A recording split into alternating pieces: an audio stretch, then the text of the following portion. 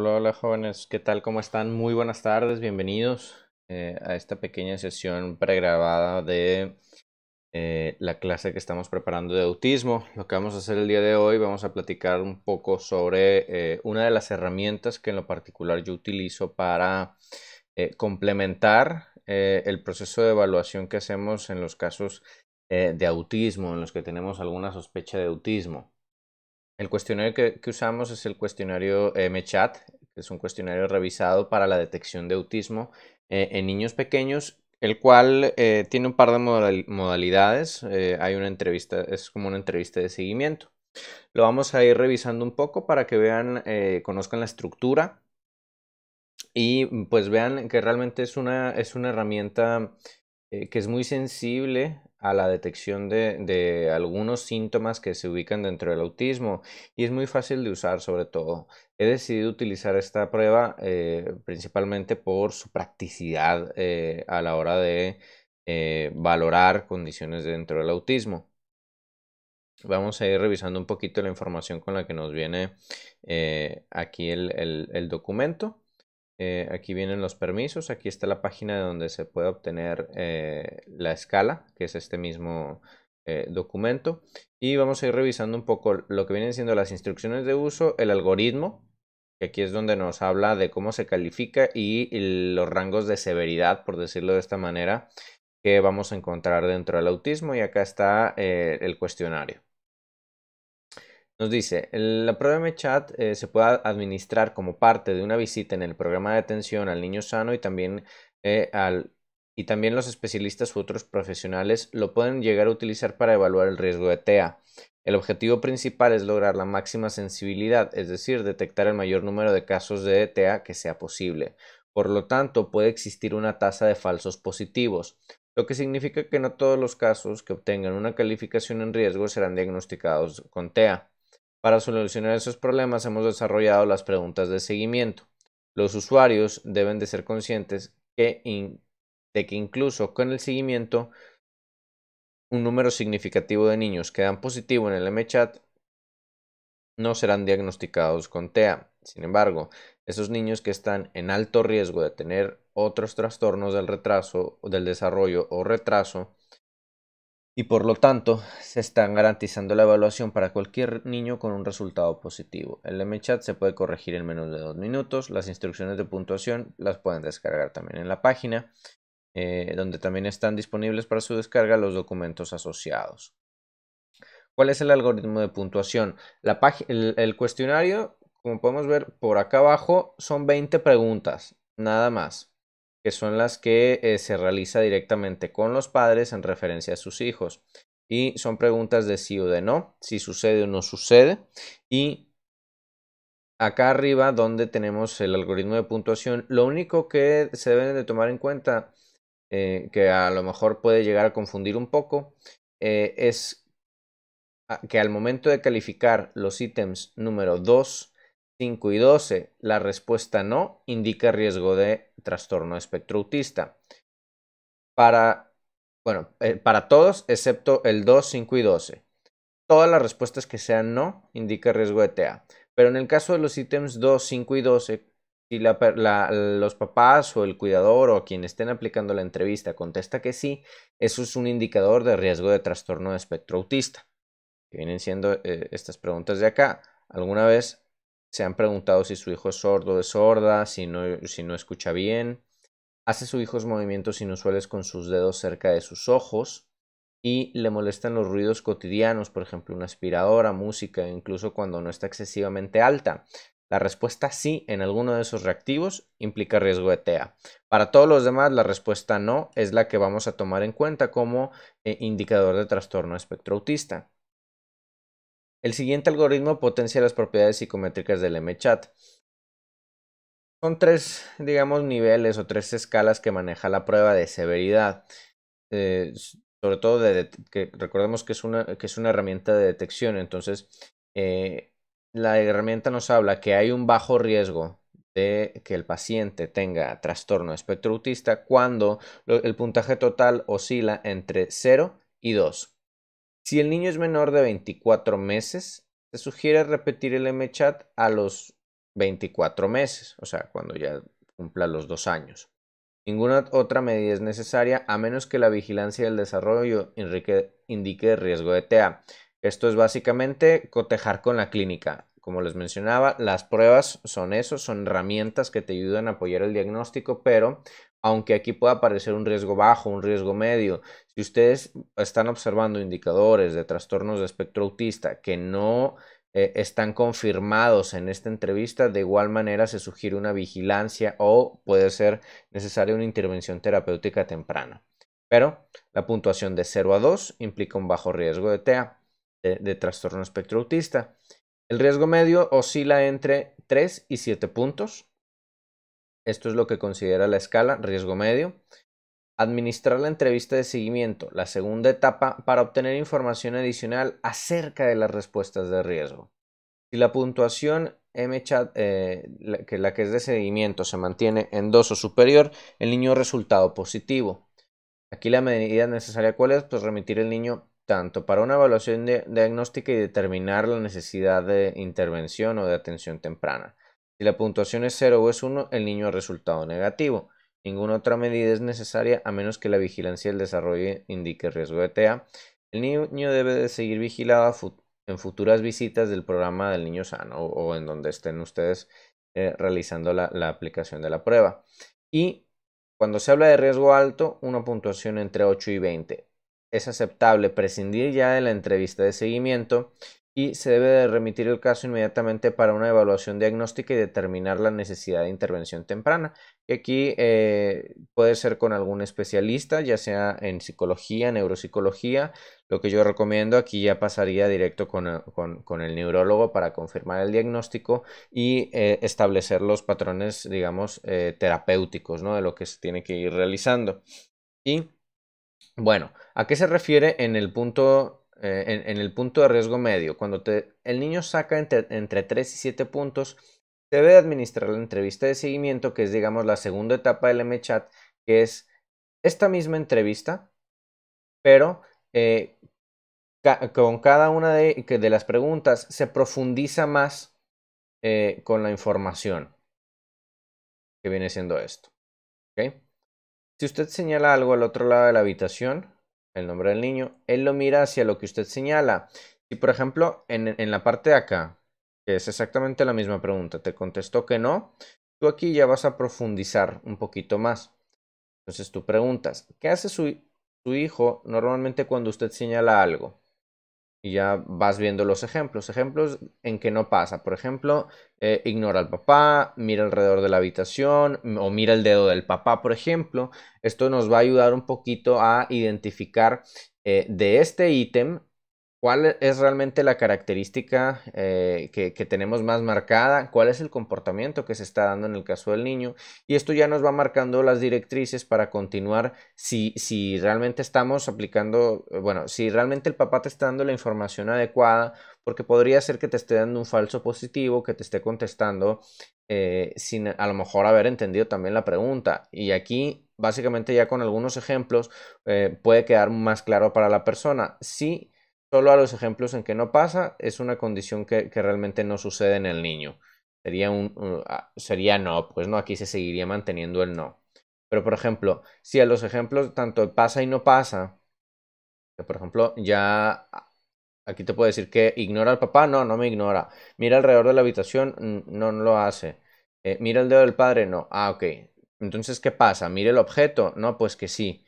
Señala el objeto, no, no señala. Mira y dice algo sobre el objeto, no, porque no habla. Mira y señala y dice, mira, no, porque tampoco no habla. Pero resulta que sí, a lo mejor mira un poco el objeto por accidente o algo. Entonces, aquí ya podríamos considerar si te dice que sí a los ejemplos, tanto de pasa y te dijo sí, por ejemplo, a un ejemplo de acá, entonces tú preguntas, ¿qué respuesta es más frecuente en el niño? ¿Si pasa o no pasa? Y ya tú vas considerando si sí o si no. Entonces vas estableciendo esos criterios. Pero bueno, vamos revisando los reactivos o las preguntas para que ustedes vayan conociendo un poquito y se familiaricen con la prueba. Las instrucciones son muy sencillas. Cuando ustedes están con los papás, se les puede decir esto o directamente explicarle que va a ser la aplicación de un cuestionario que tiene que ver con conductas relacionadas con el espectro autista, asociados a comunicación, lenguaje y algunos comportamientos. Se le dice al niño, a los papás, perdón, que tenga en cuenta cómo su hijo se comporta habitualmente, es decir, lo más frecuente. Si usted ha visto a su hijo comportarse de una de estas maneras algunas veces, pero no es un comportamiento habitual, por favor responda que no. Seleccione redondeando con un círculo y muchas gracias. Esto se le da para que el papá lo conteste. Yo sugiero normalmente preguntarlo, porque ahí vas haciendo simultáneamente casi la aplicación de este mismo de acá. O sea, al mismo tiempo puedes ir aclarando las dudas que vayan saliendo. Y empezamos. La número 1 dice, si usted señala algo al otro lado de la habitación, su hijo lo mira. Por ejemplo, si usted señala un juguete, un peluche o un animal, el niño voltea. Aquí, pues, sí o no van a ser las opciones de respuesta. Esto normalmente es un reactivo que está relacionado con la atención conjunta o el desarrollo de atención conjunta, que normalmente en el trastorno de espectro autista esto se puede ver afectado. Que el niño no preste atención a las indicaciones ni a los intereses de otra persona. Esto va por ahí un poquito este reactivo número 1. El 2, ¿alguna vez se ha preguntado si su hijo es sordo, si su hijo no escucha adecuadamente? Aquí hace referencia a lo que veíamos en clase que tiene que ver con la sordera paradójica, que el niño como que te escucha y no te escucha para algunas cosas, pero para otras no. Entonces normalmente los papás pueden llegarse a cuestionar, sobre todo en etapas tempranas, si el niño realmente escucha.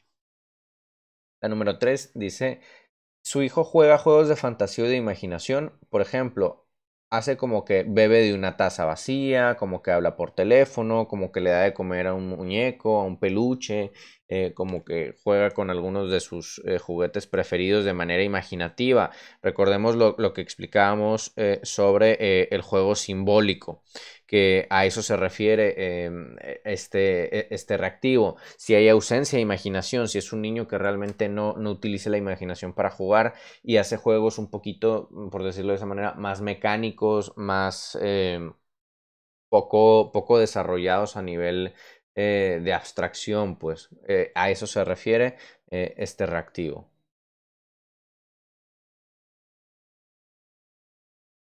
A su hijo le gusta subirse a las cosas, por ejemplo, una silla, una escalera y un tobogán. Este reactivo nos hace referencia un poquito más a bueno, que algunas veces algunos niños con trastornos de espectro autista pueden llegar a ser muy ansiosos, muy temerosos, no les gustan exponerse a ese tipo de situaciones novedosas o que te puedan generar un sobresalto, pues no, como un tobogán o subirse, las alturas, etcétera, va por ahí.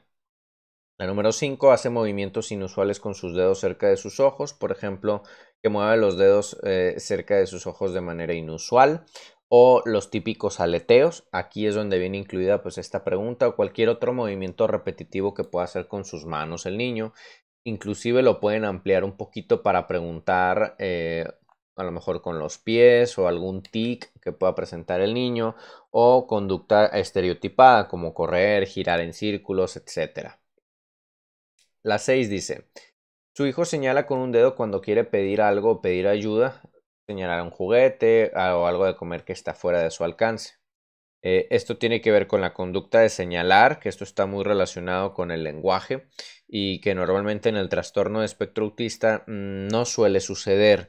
Lo que es habitual que sucede es que cuando el niño quiere algo, como algo de comer o algún juguete, el niño te agarre de la mano, te vaya y te lleve hacia el lugar en donde se encuentra el objeto que él quiere. Esa es una conducta que podemos ubicar dentro del autismo y esta pregunta nos ayuda a diferenciar un poquito eso o a profundizar. Cuando tú la haces y los papás te dicen que no, a veces te lo explican, pero otras veces tú tienes que preguntarlo. ¿Y qué es lo que hace el niño cuando quiere algo? En muchos de los casos, el niño es el que trata de resolver la situación. Es decir, él es el que pone una silla, escala y agarra lo que necesita. Pero cuando no puede, me agarra de la mano y va y me lleva. Por ejemplo, esa sería una respuesta habitual. La 7 es muy similar, es exactamente lo mismo, sin embargo, aquí nos hace referencia a que no es cuando quiere pedir algo o pedir ayuda, sino cuando quiere mostrar algo que le llama la atención. Es decir, el niño señala con su dedo cuando quiere mostrar algo que le llama la atención, Por ejemplo, un avión en el cielo o un camión muy grande que pasó en la calle o algo que le llame la atención. Esto es por los intereses comunicativos también con el niño, ¿no? 7 es la pregunta número 7. Con la pregunta número 8 nos vamos a una pregunta que es muy amplia. ¿Su hijo se interesa en otros niños? Muchos papás, pues aquí es donde pueden surgir más dudas. Aquí les sugiero apoyarse, eh, si no les queda claro, con la pregunta 8 que está aquí más desarrollada. Por ejemplo, Carlitos muestra interés por otros niños y los papás dicen que sí, se interesa por otros niños aparte de sus hermanos. Porque esto es bien importante. Muchos papás toman en referencia a la familia, a los hermanitos, a los primitos, pero resulta que con los otros niños no tiene acercamientos. Entonces, aquí, si cuando tú ya vas aclarando, pues se interesa por otros niños aparte de sus hermanos.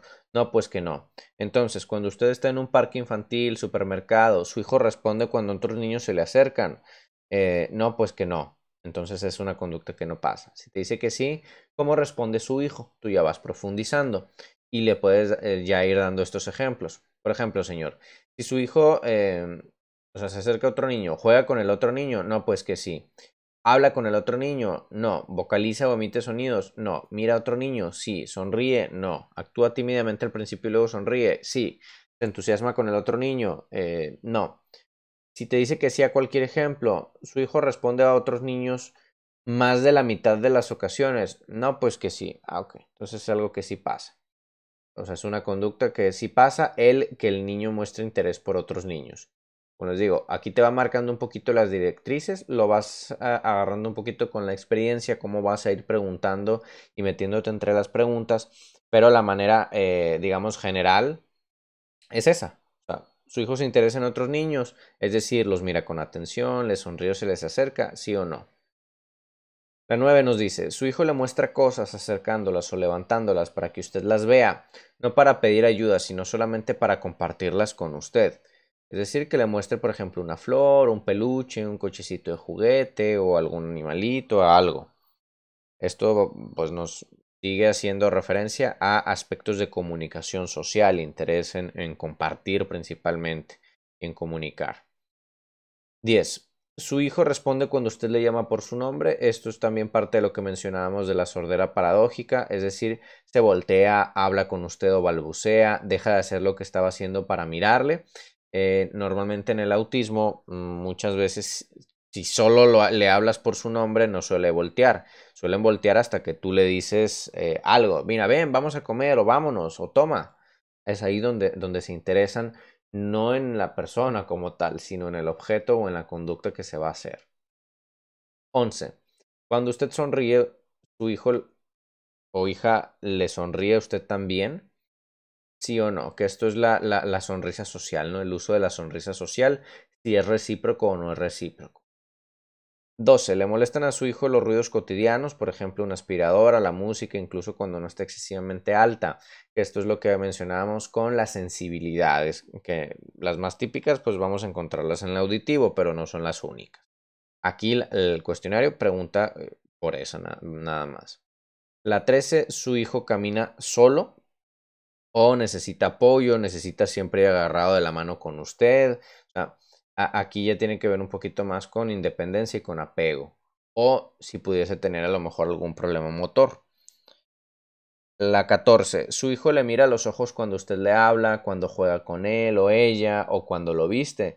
Esto es importante, lo que mencionábamos, el sentido de la vista, cómo influye dentro del desarrollo socioemocional de la persona, donde normalmente en el espectro de autismo a veces no es tan habitual. O sea, no te sostienen mucho la mirada, aunque sí lo puedan hacer, pero no lo sostienen mucho o es incómodo en muchas ocasiones. La 15 nos dice, su hijo imita juegos de movimiento, o sea, imita sus movimientos, perdón, como por ejemplo decir adiós con la mano, aplaudir o algún ruido gracioso que usted haga. Esto tiene que ver también por interés social y también por conductas que se le consideran dentro de los repertorios básicos conductuales, que tienen que ver con conductas de imitación y atención principalmente. 16. Si usted se gira a ver algo, su hijo trata de mirar hacia lo que usted está mirando. Esto también tiene que ver con el desarrollo de la atención conjunta. 17. Su hijo intenta que usted le mire o le preste atención. Por ejemplo, busca que usted le haga algún cumplido o le dice mira o mírame. Trata de llamar la atención. O si por el contrario es un niño solitario que usted lo deja y él se puede quedar horas haciendo sus actividades sin necesidad de un acercamiento de los adultos. Eso es importante. 18. Su hijo le entiende cuando usted le dice que haga algo. Por ejemplo, si usted no hace gestos, su hijo le entiende cuando le dice pon el libro encima de la silla o tráeme la cobija o cualquier indicación relativamente sencilla. Esto es para valorar comprensión del lenguaje principalmente, sin el uso de gestos. Tú le puedes decir al niño ven y no te entiende, pero si ya le haces el gesto, muchas veces te entiende por el gesto, pero te está entendiendo por un lenguaje no verbal, no por el desarrollo verbal, ¿no? Entonces aquí esto ya nos puede indicar problemas de lenguaje. 19. Si algo nuevo pasa, su hijo le mira para ver cómo usted reacciona al respecto. Por ejemplo, si escucha un ruido extraño, si ve un juguete nuevo, voltea a ver la cara del adulto. Esto es para muchas veces esperar alguna aprobación del adulto sobre si lo que está sucediendo o no es atemorizante, es correcto o incorrecto, para, para que el niño pueda reaccionar adecuadamente a la situación y anticipar a lo mejor la emoción que viene en camino como tal, ¿no? Es el reconocimiento facial de emociones. Y finalmente la número 20, le gustan a su hijo los juegos de movimiento, por ejemplo, que lo balanceen, que le hagan caballito, que lo sienten en sus rodillas, que se lo suban en la espalda, que jueguen un poquito brusco con él. Normalmente a los niños con trastorno de espectro autista no les gusta, les molestan que tanto el contacto físico a veces o que los sobresalten, como la pregunta que estaba acá, ¿no? Donde le gusta subirse o escalar a cosas, pues va un poquito por el estilo, pues, ¿no? Y listo. Esas son las 20 preguntas que maneja el cuestionario. Como ven, son 20 preguntas muy sencillas donde tienes la posibilidad de ejemplificar bastante y profundizar en cada una de ellas por si no les queda claro algunos aspectos, como por ejemplo aquí miren la 2. Dice, usted se ha preguntado si su hijo es sordo, si alguna vez no escuchaba. Y la pregunta pues se profundiza más. ¿Qué es lo que llevó a preguntarse eso, señora? O sea, ¿por qué usted pensó que su niño no escuchaba? Porque a menudo ignoraba los sonidos o ignoraba nada más a la gente y ya esto pues vas preguntando un poquito más, ¿no? Si sí o si no. Y en alguna ocasión se ha evaluado la audición de su hijo, o sea, le checaron los oídos con algún estudio, algún tamiz auditivo. No, pues que sí.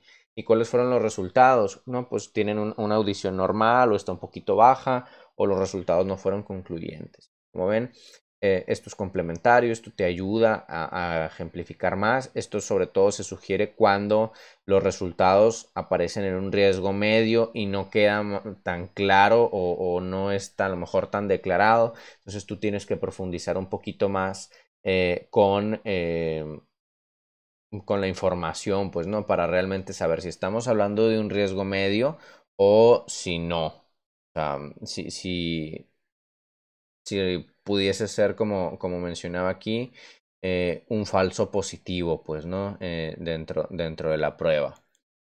Y pues en caso de que ya sea un riesgo alto, aquí es imprescindible que sea valorado a lo mejor con un especialista, un neurólogo de preferencia, o alguien que ya esté más familiarizado con el tema del trastorno del espectro autista. La prueba, esta es la hoja de seguimiento. Normalmente tú puedes establecer un seguimiento más o menos a los 6 meses, que es lo que se pudiese recomendar. Es decir, si tú ya pasaste esta escala, este cuestionario, y se determinó, por ejemplo, un riesgo alto o un riesgo medio, remites para confirmar el diagnóstico también, o si tú eres el que lo estás haciendo, pues ya remites para el establecimiento de un programa terapéutico y vuelves a valorar en 6 meses con la misma prueba, que sería esta entrevista de seguimiento, para preguntar si esta condición actualmente sigue pasando o no pasa, porque eso es lo que ya te va a ir ayudando a cambiar un poquito los puntajes que venían acá, que tienen que ver con la severidad. ¿Ok? Y Básicamente es eso, jóvenes. Se califica de esa manera. O sea, si la respuesta es no, eso es equivalente a un punto, salvo en los ítems 2, 5 y 12. Entonces, supongamos que este niño al que estamos a lo mejor haciendo una entrevista te contesta aquí que sí, aquí te contesta también que sí, pero resulta que no hace juegos de imaginación, si le gusta subirse las cosas, si hace movimientos inusuales con sus dedos cerca de sus ojos, tiene los típicos aleteos, pero es un niño que sí señala, tanto en la 6 y la 7, pero suele tener dificultad con el interés con los niños. Aquí la respuesta es no. Eh, Aquí, por ejemplo, sí, sí, también sonríe, pero también tiene molestia con ruidos cotidianos. Aquí sería un sí, por ejemplo. Pongamos que todo lo demás es sí. Entonces, recapitulemos. El niño no señala, esto es un no, esto es un punto. Alguna vez se preguntó si su hijo no escucha, perdón, este era así, ¿verdad? Si el niño no es, o sea, en alguna ocasión se preguntaron si no escuchaba, esto sí, esto equivale a un punto. No realiza juegos de fantasía, estos son 2 puntos. Hace movimientos inusuales porque tiene leteos, son 3 puntos. 4 puntos porque dice que la mamá dice que el niño no socializa adecuadamente, no tiene un interés genuino con los niños. Aquí llevamos 4 puntos. Y le molestan los ruidos cotidianos, la aspiradora, la secadora, la licuadora, etcétera. Pues es un sí. Aquí ya tenemos 5 puntos. Entonces, ¿dónde se nos va a ubicar? Aquí, en un riesgo medio. Entonces, con un riesgo medio hay que profundizar en las preguntas y probablemente haya que remitir porque estamos hablando de un riesgo medio como tal, donde probablemente haya que hacer alguna intervención. ¿Esto con qué lo van a cotejar? Con su entrevista clínica, con la evaluación que ustedes hayan hecho, con las sospechas que ustedes hayan tenido. Eso es lo que les va a permitir establecer un buen diagnóstico como tal. Esta es una prueba. Aquí se amplían un poquito las instrucciones de uso, que de manera resumida es lo que yo les mencionaba. Esta es una prueba, como menciona aquí, válida para niños entre 16 y 30 meses de edad para evaluar riesgo de trastornos de espectro autista. Es útil en ese rango de edad, es donde es más útil. Sin embargo, más allá de los 30 meses, también puede ser extremadamente útil porque son muy consistentes muchos de los ítems dentro del autismo en años posteriores. Entonces, yo les sugiero que no nada más se me limiten dentro de este rango de edad. Todavía se puede funcionar entre los 5, inclusive los 6 años de edad. Ya me estoy yendo un poquito lejos, pero puede llegar a ser bastante útil, ¿no? La información que te da este cuestionario, más allá de los 30 meses de edad. Y bueno, pues básicamente eso, jóvenes, les voy a anexar unos ejemplos de cómo se califica esto, cómo se pone dentro de un informe, más bien cómo lo pongo yo, cómo explico la información a los papás. Se los voy a anexar en las imágenes de uno de mis informes para que vean cómo se explica, pues, ¿no? Cómo tú pones el puntaje y cuáles son sobre todo los ítems de riesgo. ¿Por qué? Porque una vez que tú ya calificas y obtienes esto, pues al momento que tú le expliques al papá, mira, en la entrevista de detección de autismo, el niño obtiene un riesgo alto, obtiene un riesgo medio por esto o por esto, y vamos a centrarnos específicamente en estas áreas que es donde más se acerca a comportamientos del espectro autismo. Y tú ya puedes ir citando los resultados de las preguntas específicas en las que te dio positivo. Y ya explicas, pues mira, sale positivo porque el niño hace movimientos inusuales con sus dedos cerca de sus ojos, que esto tiene que ver con las estereotipias que hay dentro del autismo. Entonces, tú vas a centrar parte de la intervención en esos aspectos. Y así te vas llevando un poquito al momento de interpretar los resultados. Sin más, les voy a anexar también este archivo para que ustedes lo tengan disponible o por si lo llegan a utilizar en algún momento. Como les digo, es de mucha utilidad. para cotejar o para confirmar sospechas de espectro de autismo. Muchísimas gracias por su atención, jóvenes.